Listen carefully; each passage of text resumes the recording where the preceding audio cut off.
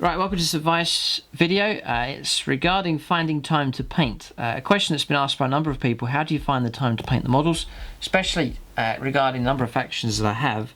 But no matter how fast or how much you paint, you can only paint one unit at a time. And so that's the situation I'm in. But the question is, how do you find the time? And there's a number of tips and tricks that I can give to you that can, I think, help you out a fair bit as you want to make progress with your army, get it painted up, and to reach the battlefield. So I have a number of points for you here. I hope these will be a help as you seek to make progress and find the time to paint. So yeah, there's those of you out there that are at school and you can come home and you can paint and so on. There's those of you that are perhaps have more commitments, you know, marriage, children, and so on.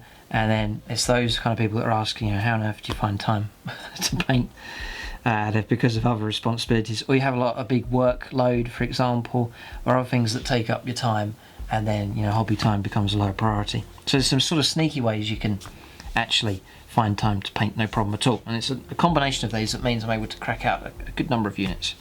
Yeah, say I'd average a unit every week or 2 weeks, I would say, would be my average. Sometimes it varies. So the first is to aim for an hour slot whenever you can. A lot of people think, well, I need to spend a whole day painting to get my army done. You know, all day Saturday I'm just going to paint and then I can get my army finished. But it's quite rare you're going to find an entire day that's free just to do painting, unless you don't have many responsibilities at all. So that's difficult. So what you can do is you can adapt and say, well, I'm going to try and paint for an hour a day, each day. And you say, I'm just going to paint Monday through to whatever day, Monday through to Friday, I'm going to try and do an hour a day. So when I come home from work or come home from school, that gap that's between school and tea time, I'm going to paint for 1 hour, or I'm going to paint for an hour before I go to bed. Or I'm going to get up really early in the morning and just paint for 1 hour, exactly 1 hour, and then go off to school, go off to work. So whichever way you want to do it. If you aim to try and paint for an hour, and say you did that Monday to Friday, that's 5 hours of painting. And when that adds up to virtually a day's worth of painting. So you can sneak it in if you go for 1 hour slots. And you think, oh, I get nothing done in an hour. But you'd be amazed at how much progress you can make, even if you just paint for 1 hour. So I heartily recommend that principle. It's one that I do. And I've just here and now I go for an hour, and it's exceptionally rare now that I sit down and paint for a whole day.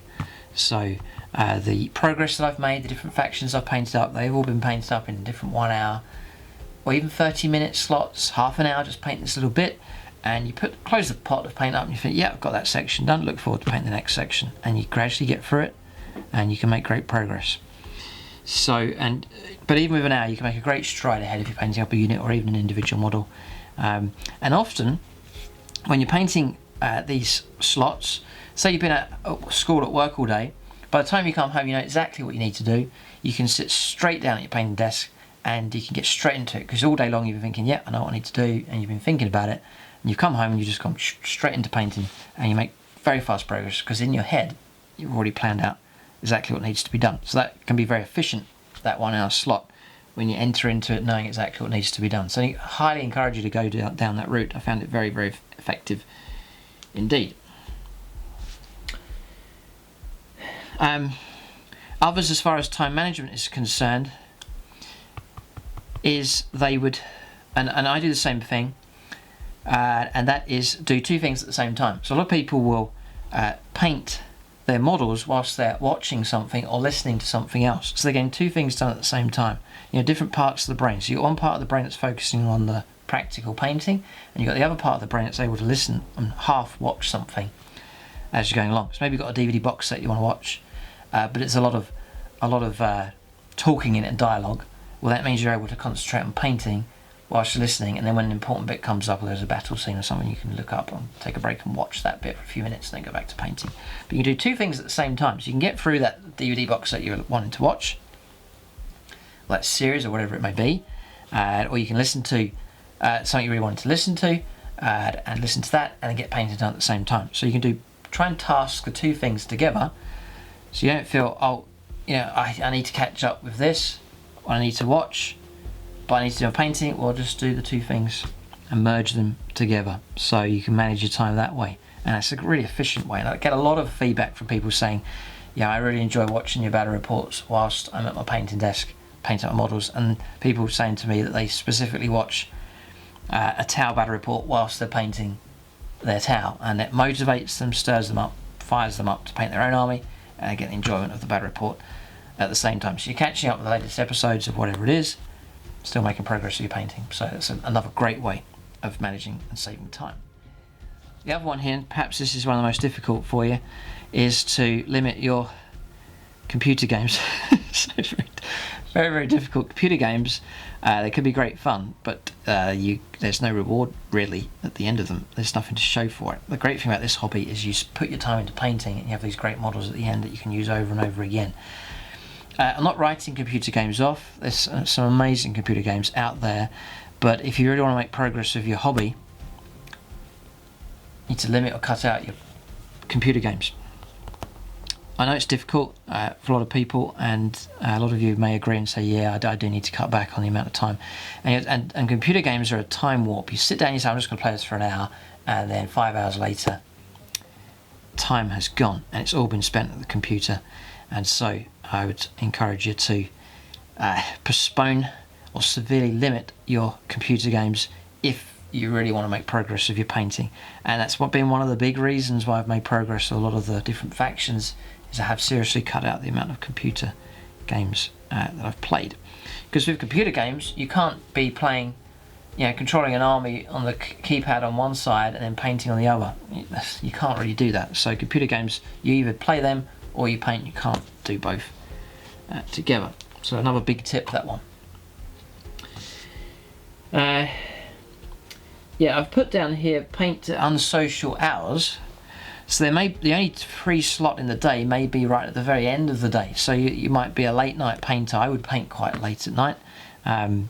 So, you know, once the day's calmed down, the tasks have been done, everything's sorted out, then say, right, I'm just going to do some painting for an hour or two. And that's the slot where you're able to get some painting done. So I found that very helpful. At one time, I got into a habit of saying, right, well, I get up exactly 1 hour before I should do for work, and then I paint for 1 hour exactly, and then carry on with the rest of the day as normal. And I made some pretty good progress doing that as well. It depends on your own circumstance, your own situation. You may be up really early for work already, so that's not an option. But again, that same principle, even at 1 hour at a time, you just say, right, the day's over, I'm just going to paint for half an hour, 1 hour, and then just make 1 hour's progress is still be good. But unsocial hours is the next point, and you can find little slots here and there to fit in a bit of painting. But you know, in the course of a week, if you can slot in for just 5 hours, you'll make very good progress. Yeah, the other tip, which I've been using recently, and that's to make a portable small painting station.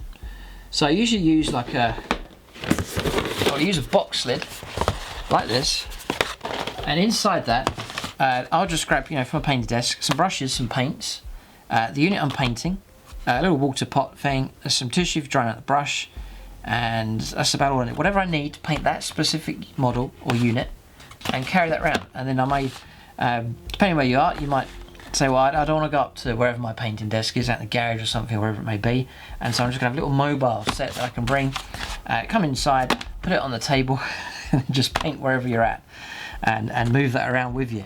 And I found that's been pretty effective, and it means you can just focus on that little unit, that model, whatever it is, paint that, the models are all there, the brushes are all there, it's nice and portable, and then you're able to move that around with you, and I found that's been useful.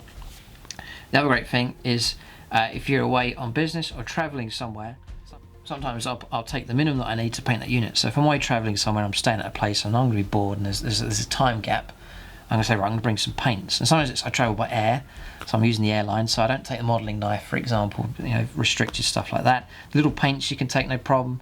For the UK, the restrictions here, you're limited on a certain size of liquid, so those small pots are fine. They'll go into the liquid bag and they get scanned at the airport, no problem. Brushes, no problem at all. And the little, usually it's plastic models. I bundle that onto a small little box and take that with me as I travel, and then when I stay somewhere and have some time, I'll just crack out my little painting set and make some progress there. I've done that loads of times and have cracked out loads of stuff. Because sometimes there'll be a slot where you've got 4 hours of nothing to do. And you think, right, I've got my painting stuff with me. I'm just going to crack out and get some stuff painted up, and you can make some amazing progress. So if you anticipate you're going somewhere and you know there's going to be a dead zone, a slot where there's time to fill, then you say, right, I'm going to take some painting stuff with me, and I'm going to some paints, brushes, model, and all the stuff I need, a little painting guide or a codex, whatever you need, and then that's a little task. And whilst you're around your trip or wherever you are, you've got a little task to do of getting some painting done. And that's a great way of filling time and using up the spare time that's available that you may come across if you're out and about travelling in different ways. So that's pretty much all of the... There's a couple of more points actually. Yeah, paint at your local wargaming club. Not all clubs would encourage that, but at SSWG where I go, there is a painting desk. You know, chatting and having a laugh and painting at the same time, that's a great way of making progress. And whilst you're seeing other people painting, it's encouraging you to do your own painting as well. So you can make your own progress there. Maybe you've played a game, you've got an hour left before the club finishes, you just sit and paint something. Or maybe you just go to your club for an evening and just decide, I'm not going to game, I'm going to have a break from gaming, I'm just going to do some painting, but you still want to be at your club. So by all means take your own painting stuff there, and you can make progress that way as well. The other way of saving time, finding the time to make more efficient use of your time is to save time. One way to save time is to paint more efficiently and to use faster techniques. And so a lot of the painting tutorials that I show you here on YouTube and over on the Plus channel, they're techniques that give you nice results but are as quick as possible. So I try and show you techniques where you can make strides ahead, and I've had a good lot of feedback from people that have tried out the different techniques. Like for the towel, for example, had some great feedback from that. From the orcs as well, people have been following that tutorial and they've been saying, yeah, really helped me making some progress and saving loads of time, and yet still getting an army that they're happy enough with. So sometimes maybe it's just the technique, you're stuck on a unit that's taking you ages and ages and ages to paint and it's absorbing all of your time. Well, maybe work on some techniques that can speed things up so you can make some progress. Saving time is as good as finding time in the first place. So that's all the tips I could think of for finding time to paint, but it's a combination of all of those that has resulted in me being able to paint all of these factions up through the years. So I found it to be effective, but it's a combination of all of those has helped me get to the stage that I'm at. And at the moment averaging, I would say about a unit every week, more like 2 weeks. I would say a unit from start to finish getting done. But even that's going to be about 25 units in a year. That's an army or two. So at least an army. So that's the kind of progress you can expect to make, and that's then being painted up to the standard that you see on the channel here. Check out the comment section below, see what others have said. If you do have experience and you want to lend your own thoughts and ideas to this, how do you find the time to paint, how do you save time, then leave that in the comment section below. Check out to what other gamers have said. There's those out there that have had years and years of experience, and they can leave their own comments and feedback. If you enjoy, or if you agree with what I've said, then say so in the comment section as well. But this video is here just to help you find the time to get that army and those units painted up that you really want to use in your games of 40k. There it is, that's the video. Thanks for watching, and tune in next time.